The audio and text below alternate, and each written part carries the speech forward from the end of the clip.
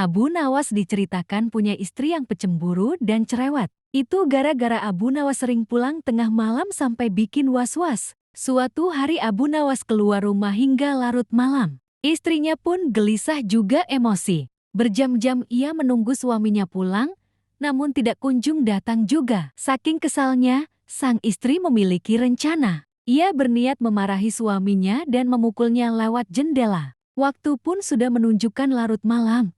Begitu gelap, namun Abu Nawas tetap tidak kunjung pulang. Tiba-tiba saja istrinya mendengar suara seperti ada orang hendak masuk dari jendela rumah yang terbuat dari kayu. Mendengar suara itu, istri Abu Nawas langsung siap siaga melancarkan aksinya. Ia siap-siap memegang balok untuk memberi pelajaran kepada suaminya itu. Ia berpikir Abu Nawas sengaja masuk rumah melalui jendela karena takut dimarahi istrinya. Kemudian masuklah seseorang melalui jendela yang ukurannya relatif kecil itu. Pencahayaannya yang tidak terlalu terang.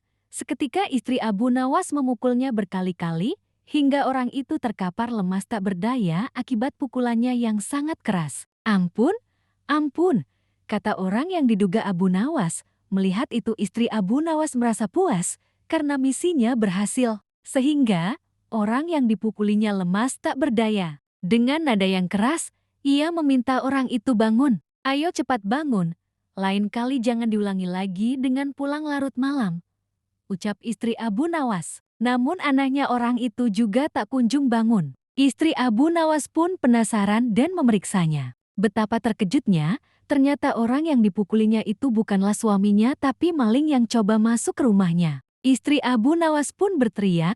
Lalu warga sekitar beramai-ramai mendatangi rumah Abu Nawas, kemudian meringkus maling itu. Wah, hebat sekali, pencuri ini sampai terbaring tidak berdaya di lantai. Mungkin butuh berminggu-minggu agar bisa pulih lagi, kata salah seorang warga. Maaf pak, saya tak bermaksud menyakitinya, apalagi sampai separah itu.